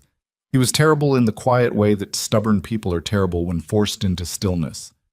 He kept trying to get up before he should, kept reaching for his coat, kept asking Pete about the cattle, in a tone that suggested if Pete didn't answer satisfactorily, he would go check himself regardless of what his body was doing. Eleanor told him on the third day, without particular heat but with clarity, that if he put his boots on before she said he could, she would hide them somewhere on the ranch where he would never find them. He looked at her. "You wouldn't." "Silas," she said, "you have met me." He left the boots off. His feet had come through without serious damage, cold injury, the doctor from town had called it, which was a precise description of an imprecise thing, and what it meant practically was that his toes were painful and slightly swollen for 2 weeks, and he walked with a careful deliberateness that he tried to hide and could not. His hands were worse. The skin had cracked badly across the knuckles and palms, and for the first week he couldn't hold a cup properly, which bothered him more than he said. Eleanor had seen it in his face the first morning he tried. The frustration of a man who worked with his hands, finding them temporarily unreliable. She started leaving his coffee in a tin mug instead of the ceramic ones, because the tin had a lip that was easier to grip without the handle. She didn't say anything about it. He noticed, and didn't say anything either, and she thought that was probably the correct way for both of them to handle it. The hands came by in rotation, the way working men did when one of their own was down. Not in groups, not formally, just appearing at reasonable hours with reasonable excuses. Pete came every morning to report on the ranch in a way that was technically informational and actually a check that Silas was still breathing. Whitfield came twice and stood in the doorway, saying very little but staying long enough that his presence made its point. Even Clyde the cook sent food over to the main house, which was the first time in Eleanor's experience that Clyde had cooked anything intended specifically for another person's welfare rather than simple nutritional obligation. The cattle, as it turned out, had made it to the railhead. Davis had gotten them there. The hand Silas had gone back for, the reason he'd been separated from the group. Davis had come by on the 4th day after the rescue, a compact and weathered man in his 40s who stood in the front room with his hat in both hands and said to Silas, "I owe you something I can't pay back." "You don't owe me anything," Silas said. "You went back up for me." "You'd have done the same." Davis looked at him for a moment, then looked at Eleanor, then back at Silas. "Yes," he said. "I would have." He put his hat on. "Get well." He left. Eleanor watched him go, then looked at Silas, who was watching the door with the expression of a man who found this kind of exchange both necessary and uncomfortable. "You can't take a thank you, can you?" she said. "I can take a thank you." "Davis just tried to give you one and you deflected it twice." "That wasn't a deflection. That was—" He paused. "It was just the truth." "Sometimes the truth and a deflection are the same sentence," she said. He looked at her with the expression she'd come to recognize as the one that meant she'd said something he was going to think about for 3 days before he admitted she had a point. December settled over the ranch, and with it the particular quiet of a place that has been through something and come out the other side still standing. The hands went back to their rhythms. The cattle were accounted for. The kitchen turned out bread every morning, and the smell of it reached the bunkhouse and the main house, and apparently Pete told her one afternoon, could be detected at the property line on a still day, which he said without irony and which she chose to take as a compliment. It was in this period of recovery, Silas mending, the ranch resettling, the days growing short and cold, that Eleanor found the ledgers. She had not been looking for them. That needed to be stated plainly, because the way events arranged themselves afterward had a quality that could be made to look like intention, and it was not intention. It was a Tuesday afternoon, 3 weeks after they'd brought Silas back from the mountain, and she'd gone into the storage room at the back of the main house looking for the spare lamp oil because the kitchen lamp was running low. The storage room was a long, low-ceilinged space that held the accumulated practical miscellany of a working ranch: tools, spare harness, winter supplies, boxes of things that had been put away for later and then forgotten about. She found the lamp oil on the second shelf. On her way out, she knocked over a wooden box that had been balanced imprecisely on the edge of the third shelf. It hit the floor, and the lid came off, and several papers spilled out, and she crouched down to gather them back up, because that was what you did. She picked up the first paper and looked at it. Then she looked at it more carefully. It was a property transfer document, the kind the county clerk's office produced. She recognized the format from the paperwork Gerald Pratt had shown her when she'd first leased the building on Ridgeline Street. But the signature at the bottom was not right. She'd seen property transfer documents. The signatures were notarized, witnessed, dated. This one had the shape of all those things, but something in the proportions was wrong. The ink distribution wrong. The way the witness signature sat on the line slightly misaligned with the printed label below it. She looked at the name in the transfer. William R. Sandow, transferring property at 14 Ridgeline Street, Blackstone Ridge, to Territorial Land and Commerce Company as of November 3rd, 1883. She knew that building. It was the dry goods store 2 doors down from where her bakery had been. It belonged to a man named Sandow, who'd been in business there for 11 years. She looked at the date. November 3rd. Sandow had been at the harvest supper on November 3rd. She remembered because he'd been seated across from her and had talked at length about a new delivery contract he'd just signed. A man who had just sold his building did not talk about new delivery contracts. She sat on the floor of the storage room for a moment with the document in her hands. Then she went through the rest of the box. There were 14 documents, 14 property transfers, all in Blackstone Ridge, all to the Territorial Land and Commerce Company, all signed between October and January. She knew by sight or by reputation at least 9 of the properties listed. 2 of them she was nearly certain had not been sold: the Garvey building on 2nd Street, the mill property at the north end of town. 3 others she had only passing knowledge of and couldn't say with confidence either way, but 9 was enough. She sat in the cold storage room for a long time. Then she got up, put the documents back in the box, carried the box out to the kitchen table, and started reading every page more carefully than she'd read anything in a long time. She showed Silas that evening. He sat at the table in the kitchen and went through the documents one by one, slowly, with the focus of a man who was not going to react until he understood what he was looking at. Eleanor stood at the oven because she was too restless to sit, making coffee she didn't need, watching him read. When he finished the last page, he set it down. "Where did you find these?" "Storage room, back shelf. They were in a box that looked like it had been put there to be forgotten. They weren't Gerald Pratt's. He sold the building. He wouldn't have documents on the others." "No," Eleanor said. "I don't think these came from Pratt." She'd been thinking about this since the afternoon. "I think someone put them there. Someone who needed them somewhere they wouldn't be looked for." Silas looked at her. "Aldrich Cole's operation has been through this ranch. His surveying men last spring. They came through with a survey team assessing the South Road. I let them through." He paused.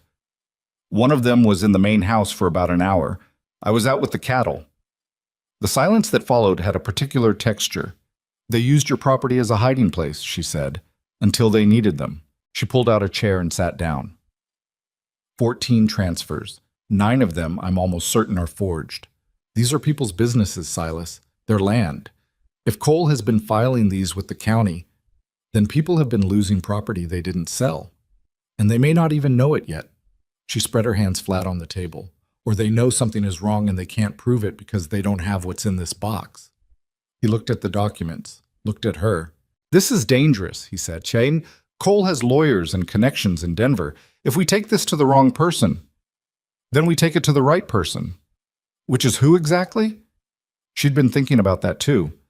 Not the county clerk. Cole could have influence there. That's how the filings got through. Not the sheriff alone. He can't act without evidence presented properly. She paused. There's a town meeting Thursday. The whole council will be there. Half the property owners in town. You want to go public with it? I want to put the documents in front of the people they affect most, she said. If it's one person going to the sheriff, Cole can discredit them or delay things long enough to move the paperwork.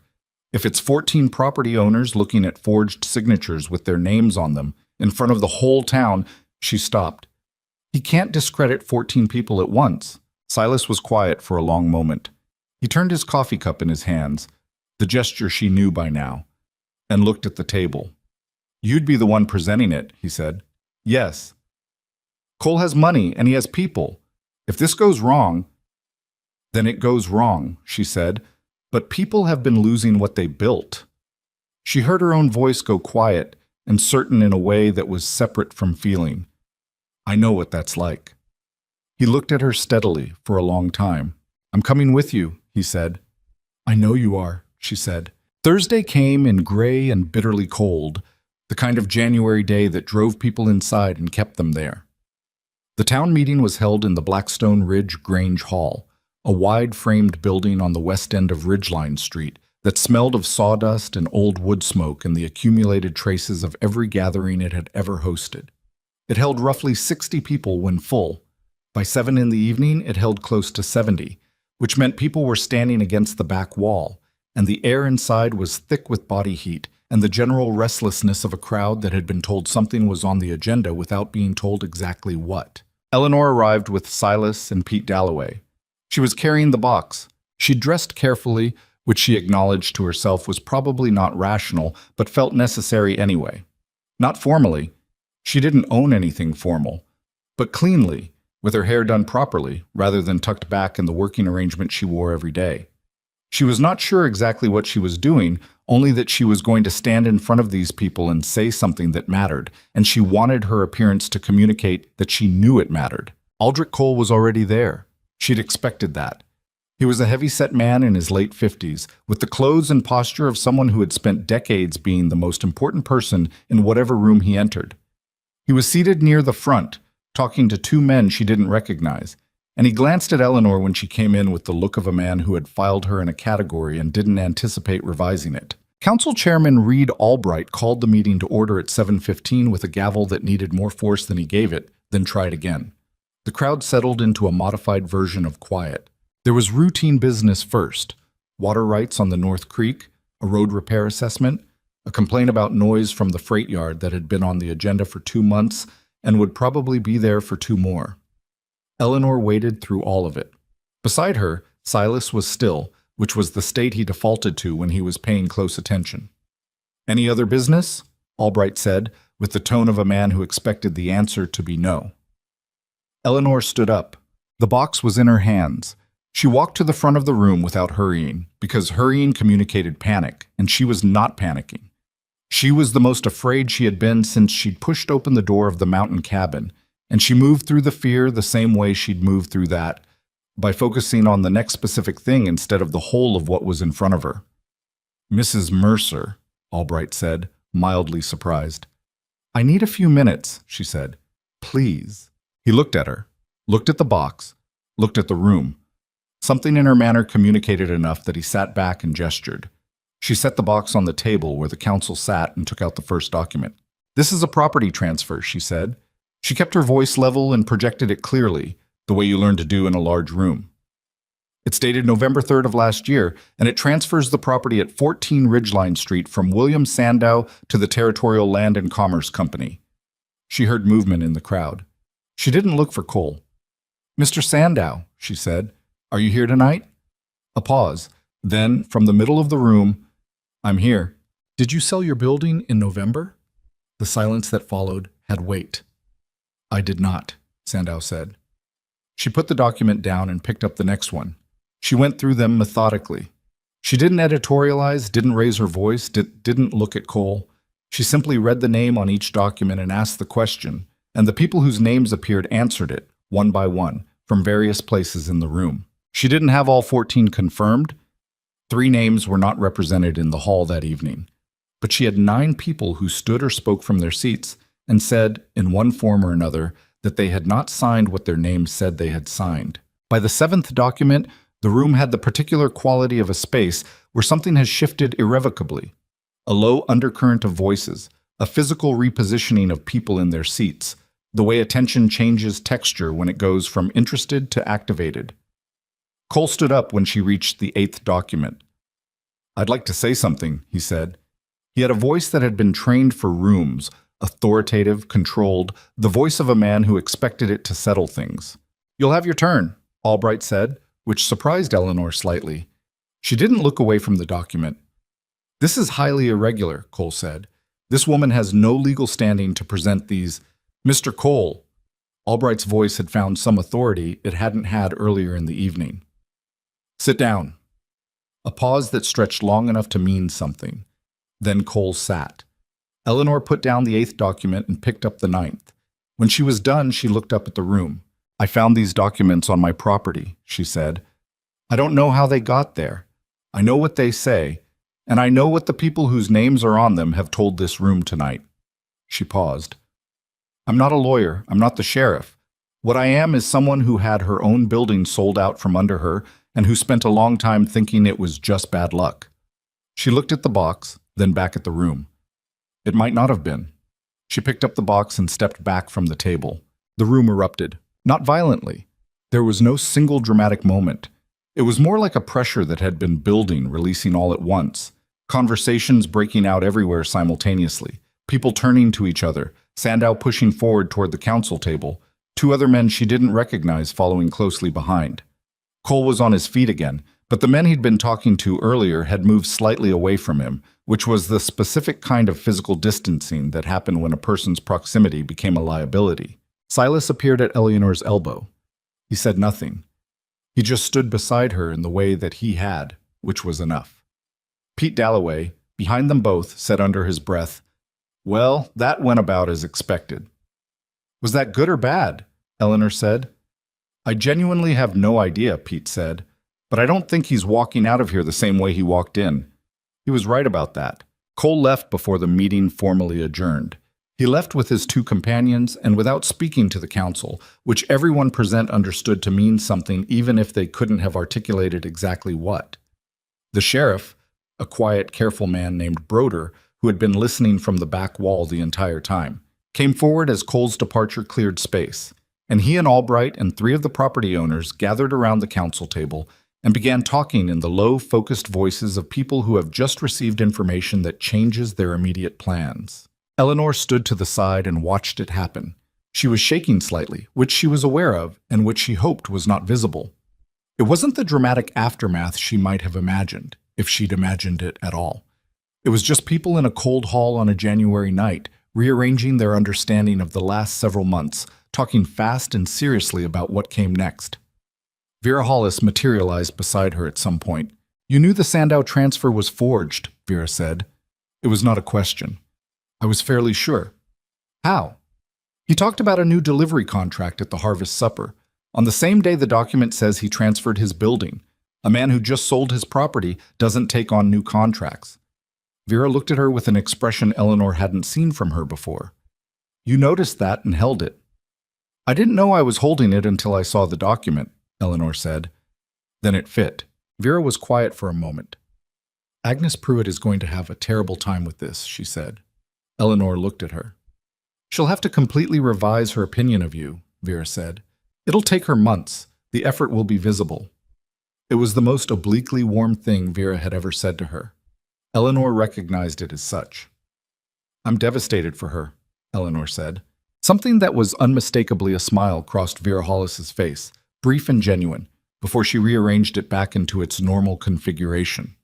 Outside, the January night was sharp and clear, the stars the same hard, cold brightness they'd been on the morning Eleanor and Pete had ridden up into the mountains. Silas brought the wagon around, and she climbed up beside him, and Pete settled into the back with his coat pulled up around his ears. They rode the first mile in silence. "You all right?" Silas said. "I'm still shaking," she said. "You didn't look it." "I was." He was quiet for a moment. The horse moved steadily in the dark, the road familiar enough that neither of them was thinking about navigation. "That took courage," he said. She almost deflected it, the way she usually did when someone said something direct about her that she didn't know how to receive. She stopped herself. "Yes," she said. It did. He didn't say anything else. She didn't either. In the back of the wagon, Pete Dalloway had pulled his hat over his face, which was either sleep or a very convincing performance of it. The Double M came into view eventually. The low shape of the buildings in the dark, the light in the bunkhouse window, the particular quality of a place that has been lived in long enough to feel like it knows you're coming. Eleanor carried the empty box inside and set it on the kitchen table. She stood in her kitchen, the kitchen she'd built on land she hadn't expected to be on, in a life she hadn't expected to be living. And she felt the shaking finally slow, the way adrenaline left the body when there was nothing left for it to do. The starter was in its crock on the shelf. She checked it automatically, the way she checked it every night, the same gesture she'd made 10,000 times. It was doing what it always did, growing slowly, reliably, in the dark. She covered it back up and went to bed. The legal process was nothing like the town meeting. The town meeting had been fast and charged and human, people standing up in real time, voices overlapping, the room shifting as understanding moved through it like weather. What followed was slow and institutional and frequently maddening, and Eleanor had to make her peace with that, or it would have driven her into the ground. Sheriff Broder turned out to be a more thorough man than his quietness suggested. He took the documents the same night of the meeting, signed a receipt for them in his careful handwriting, and spent the next 3 weeks building a case with the methodical patience of someone who understood that a rushed case against a man with Denver lawyers was a lost case. He interviewed every property owner named in the documents. He sent correspondence to the county recorder's office and to a territorial judge he apparently trusted. He did not arrest Aldrich Cole, which frustrated half the town, and he explained to Eleanor when she came to ask about it directly that an arrest without sufficient grounds would give Cole's attorneys exactly the opening they needed to have everything dismissed. "You want it to stick," he said. "I want it to stick," she confirmed. "Then let me do it the right way." She did. It was one of the harder things she'd done, and she'd done some difficult things recently. Cole had left Blackstone Ridge the morning after the town meeting. His men had been seen loading wagons before dawn, which was the action of someone who knew the next several days were not going to be hospitable.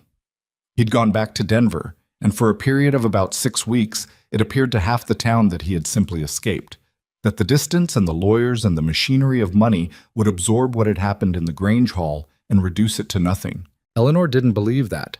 She didn't know that she was right not to believe it. It was possible Cole would evade consequence. It happened often enough in the world that only a fool would rule it out entirely. But she had put 14 documents in front of 60 people, and 9 of those people had stood up or spoken from their seats, and she had decided to believe that 60 witnesses to a thing was harder to make disappear than one. She was right, as it turned out, but she didn't know that yet for a while, and the while was uncomfortable. In February, the territorial judge appointed a county examiner to review the property transfers.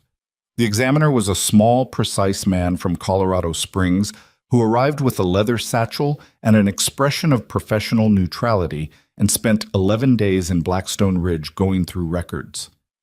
He interviewed Eleanor twice.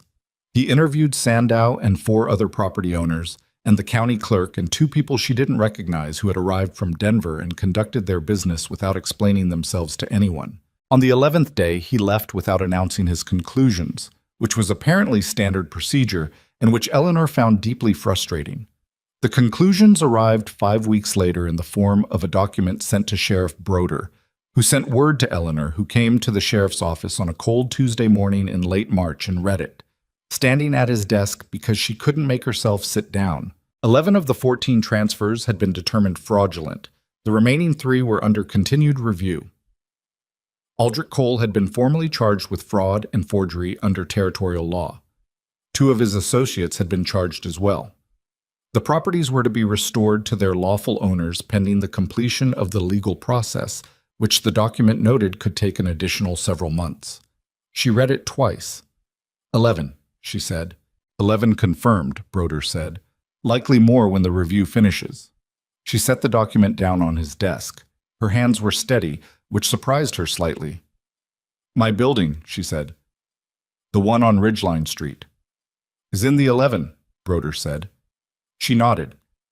She'd thought it probably was, but she had been careful not to assume. What happens to it? It goes back to Gerald Pratt. The sale to Cole's company is voided. He paused. What happens after that is between you and Pratt. She thought about this building on Ridgeline Street, the flour sack curtains she'd hemmed crooked, the 4 tables, the chalkboard with its blocky lettering. She thought about whether she wanted to go back to it. She thought about the kitchen on the Double M, the east-facing window, and the morning light on the work counter, and the way the bread smelled differently out here than it had in town. Bigger somehow, more open, as if the air itself was less confined. Thank you, she said to Broder. She walked back to the wagon in the thin March light and sat in it for a moment before she picked up the reins. She didn't want to go back. She realized it fully and clearly, sitting in the wagon outside the sheriff's office on a Tuesday morning, and it had the quality of something she'd actually known for a while without quite letting herself say it. The bakery on Ridgeline Street had been what she had, the only thing she'd had for a long time, and she had held onto it with both hands and poured herself into it because losing it felt like losing the last version of herself she recognized. But that was before. Before the Double M and the kitchen with the east window and the bread that smelled different out here, and 7 ranch hands who drank coffee at her table in the mornings, and told her things about the land that she'd been putting in her bones gradually, the way water gets into stone. She picked up the reins and headed home. Gerald Pratt came to see her in April. He came to the ranch, which she suspected cost him something. He was a town man, not comfortable on working land, and he stood in the yard with his hat in his hands and said that the building was his again, and that he felt, given the circumstances, that he owed her the first offer on a new lease. She looked at him for a moment. I appreciate that, she said, but I'm not coming back to Ridgeline Street. He blinked. You're going to give up the bakery? I'm going to expand it, she said. Here. She'd been working on the plan since February, which was a measure of how certain she'd been even before she'd admitted it to herself.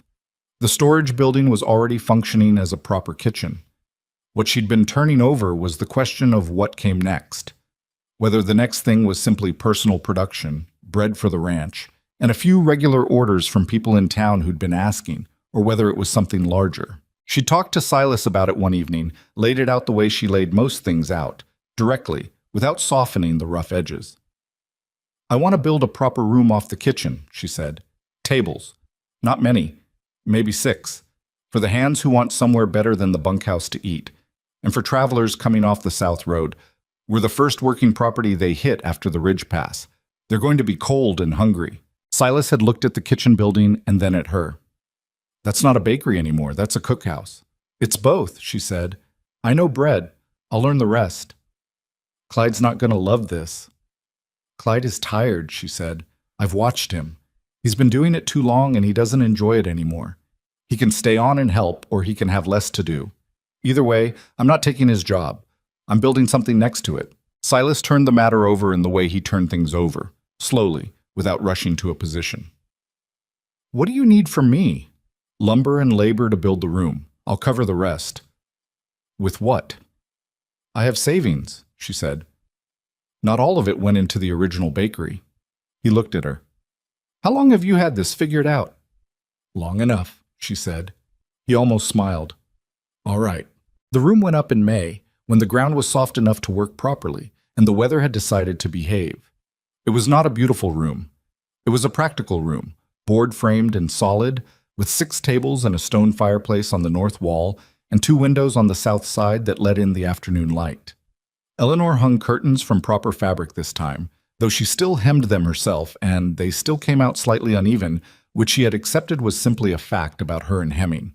Tom Mercer came home from Denver in June. He arrived on the afternoon stage, a 13-year-old who was tall for his age and who had his father's quietness and his father's careful eyes and absolutely none of his father's patience with silence, which Eleanor discovered within approximately 40 minutes of meeting him. He talked. Not nervously. He simply had things to say and said them. And he was curious about everything in the way that well-educated children were curious, with a precision that made questions feel like genuine inquiries rather than politeness. He came to her kitchen the first morning after his arrival, which she had not expected, and stood in the doorway and said, Dad said you're a baker. I am. He said you're good. He said that? He said the bread is good. Tom corrected himself with the pedantry of a boy who'd been well schooled. He talks about the bread a lot. She handed him a cup of coffee, which he accepted with the seriousness of someone who'd recently decided he was old enough for it. Do you bake? She asked. No, I'm bad at it. He sat down at the table without being invited, which she found she didn't mind. I'm good at arithmetic, and I'm decent at Latin, and I can ride better than most boys at school. Those are good things to be. Dad thinks so. He drank his coffee with a focused expression. Are you going to stay? She looked at him. Am I going to stay where? Here, on the ranch. He said it without looking up from the cup, in the tone of a child asking something he'd been holding for a while. Dad's had people come and go. He doesn't say much about it, but I can tell. I'm going to stay, she said. He glanced up then, assessed her with those careful eyes. Okay, he said, and went back to his coffee. That was, she thought, about as much of a welcome as she was going to get from a 13-year-old boy whose father had remarried while he was away at school, and she decided it was sufficient. Danny Cruz came out to the ranch twice a week through the summer months. His reading had reached the point where Eleanor had given him a proper novel, a copy of Robinson Crusoe that she'd ordered through the supply catalog, and he was moving through it with the tenacious focus he applied to everything. He and Tom Mercer met on a Tuesday afternoon in July and sized each other up with the territorial caution of boys who hadn't decided yet whether the other one was worth their time. Eleanor watched it from the kitchen doorway. Tom was quicker with words. Danny was quicker with his hands. He could fix a harness in the time it took Tom to explain why the existing knot was wrong.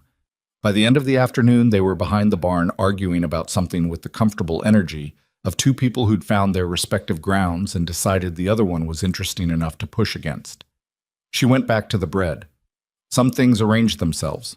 It was an evening in late July when Silas told her the thing about October. They were in the kitchen after supper, which had become their time, the ranch settling down around them, the long summer light finally going off, the two of them at the table with whatever was left of the coffee and whatever was left of the day. Tom was in the main house reading. The hands were in the bunkhouse. It was one of those evenings that had the quality of a door that had been left ajar, open enough for something to come through if it wanted to. Silas had been quiet for a while, which was not unusual, but there was a quality to the quiet that was different from his usual quiet.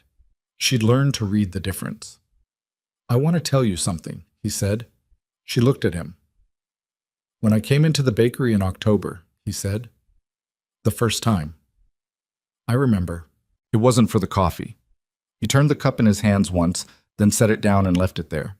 I knew who you were before I came in. I'd seen you at the harvest supper the year before. You were at the far table, and you were arguing with someone about something, I don't remember what, and you had a look on your face like— He paused, choosing the word carefully. Like you meant it, whatever you were saying, like you meant everything you said and you weren't going to adjust that for anyone. He looked at the table. I thought about it for a year. Eleanor was very still. I came up with reasons to be in town, he said. Supply runs, mostly. And I kept telling myself if I happened to pass by, I'd stop in. And then one morning, I just went in. He looked up at her. I didn't have a reason prepared. I ordered coffee because it was the first thing I could think of. She looked at him for a long moment. You came back twice a week for 6 months, she said. Yes. And you never said anything? No. Why? He was quiet for a moment. Because I didn't know what to say. And because saying it wrong felt worse than not saying it. A pause. I'm aware that's not a flattering answer. It's an honest answer, she said. He reached into his coat pocket, the gesture of someone retrieving something they've been carrying for a while, and put something on the table between them. The handkerchief. Dark navy, initialed SM, the thread faded from whatever it had once been. She looked at it, then at him. You left it on purpose, she said. It was not quite a question. I needed a reason to come back, he said, and I was running out of excuses. Something crossed his face that was the closest she'd ever seen him come to embarrassed. It was not my most dignified moment. She picked up the handkerchief, held it.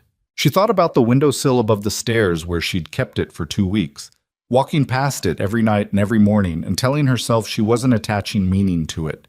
She thought about counting the days and telling herself she wasn't counting. You could have just come back, she said. I know that now. You knew it then too. Yes, he said, but I needed the excuse more than I needed to know it. She looked at him across the table. This difficult, quiet, honest man who had thought about her for a year and then walked into her bakery and ordered coffee and come back twice a week for 6 months and left his handkerchief behind because he needed a reason. Who had asked her to marry him badly and said so himself. Who had been terrible at accepting thanks and worse at asking for help, and who had held her hand for a moment in a kitchen at 4:30 in the morning before a cattle drive and said 5 days like a promise. You're an idiot, she said. Not unkindly. I know, he said. A year, she said. You thought about it for a year. It's a significant decision. You could have introduced yourself at the harvest supper. I know. That would have saved everyone a great deal of time and discomfort. I know, Eleanor. She set the handkerchief down, looked at it for a moment. Then she looked at him, and she thought about what she'd been at the beginning of all this. The woman behind the flour, the furniture, the sad case, the widow who was 30 and therefore done, according to the arithmetic of people who hadn't asked her.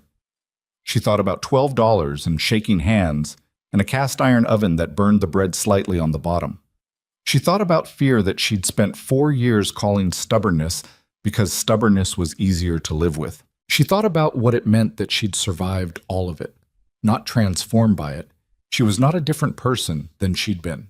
She was the same person who hemmed curtains crooked and burned the bottom crust and couldn't take a compliment cleanly and had thrown open a mountain cabin door because waiting for a search party was not something she was capable of.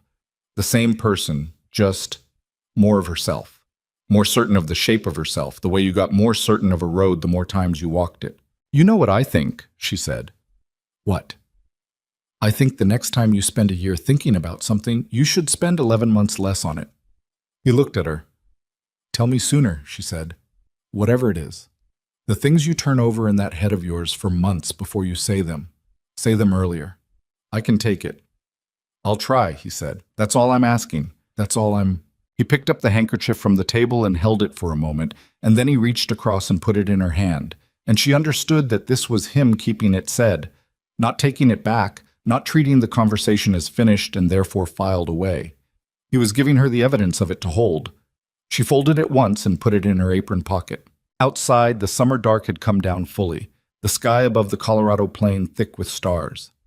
Somewhere in the main house, Tom was probably still reading. In the bunkhouse, Pete was likely asleep with his hat over his face.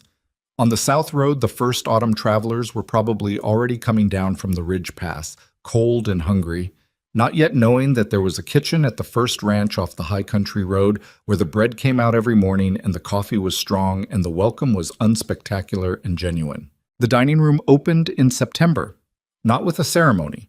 Eleanor didn't hold with ceremonies that she hadn't specifically asked for. It opened the way most real things opened, which was gradually, with the first traveler stopping because he saw the light in the window and smelled something worth stopping for, and then a second one the following day, and then word moving along the south road the way word moved on roads, slowly at first, then faster than you'd expect. By October, she had a regular midday crowd that included ranch hands from 3 neighboring properties, 2 families who came from town on Fridays because the drive was worth it, and a rotating population of travelers who were making note of the double M in the way that useful places got noted, not in any official register, just in the memory of people who'd been cold and hungry and then hadn't been. Danny came by on a Saturday in October and returned Robinson Crusoe with the care of someone handling a thing they'd borrowed and wanted to return in better condition than they'd received it, which he mostly had. He'd folded one page corner, which Eleanor decided not to comment on. What's next? He asked. She had a copy of David Copperfield on the shelf. She'd been saving it. This, she said. It's longer and harder. Some of it is going to frustrate you. He took it with the expression of someone accepting a challenge. How long? Months, probably, if you're also working. He looked at the cover. Okay. Amos Harmon has been treating you better? She asked. She'd checked indirectly through Pete, because she didn't want to embarrass Danny by asking straight out. He's teaching me the cattle accounting, Danny said. Numbers. He paused. I'm good at numbers. I know you are. He says if I keep at it, I can be a foreman before I'm 20. She looked at him. This boy who had shown up before sunrise in a coat too big for him and boots that didn't match, who had learned to read the word danger before he learned the word home, who now carried a pocket dictionary against his chest and read novels and talked about being a foreman before he was 20 with the matter-of-fact confidence of someone who had decided that the world contained possibilities that were available to him. "You'll be a good one," she said. He looked up at her with the expression she'd seen that first morning he read a complete sentence, the surprise that good things were real and not tricks. "You think so?" "I know so," she said.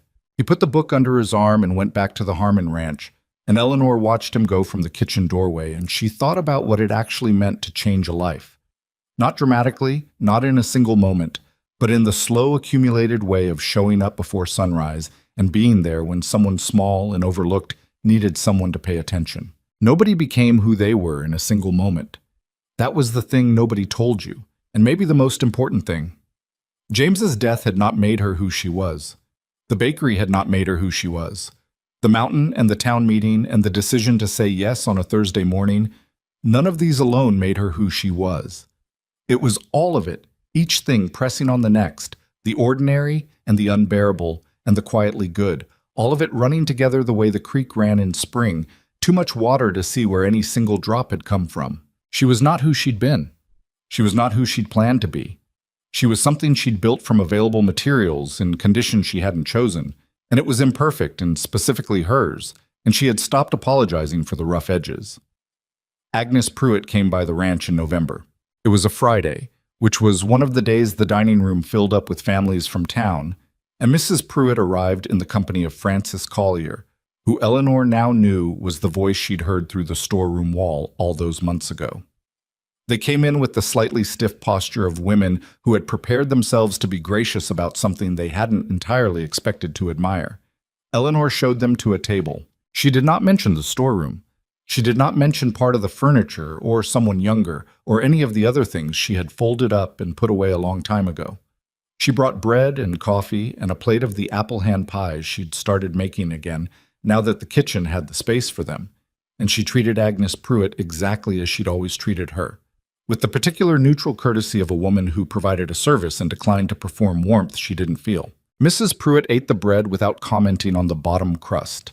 She ate the apple pie and set down her fork and looked around the dining room. The table's full, the fireplace going, the morning light through the south windows landing on everything in that particular way it did in this room that Eleanor had noticed and privately thought was one of the best things about the place. "This is very nice," Mrs. Pruitt said. "Thank you," Eleanor said. A pause. "You've done well here," Mrs. Pruitt said. The words came out with the slight effortfulness of someone assembling a sentence that was not quite natural to them yet. "I have," Eleanor said. She said it simply, without deflection, and she let it be the complete truth that it was. She went back to the kitchen. That winter Silas built a proper sign for the road, because enough travelers had been asking what the place was called that the absence of a name had become its own kind of answer. He brought it to her one evening to rough pine board, the letters burned in with a fire iron, and set it on the table. She looked at it. Double M Kitchen.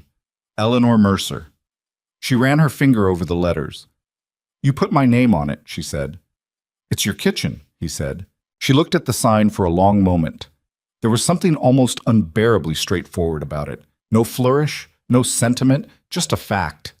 Her name on a board, in burned letters, on land she hadn't known a year ago, over a kitchen she'd built from scratch for the second time in her life. "It's good," she said. "I can do it again if you want something different." "No," she said. "It's right."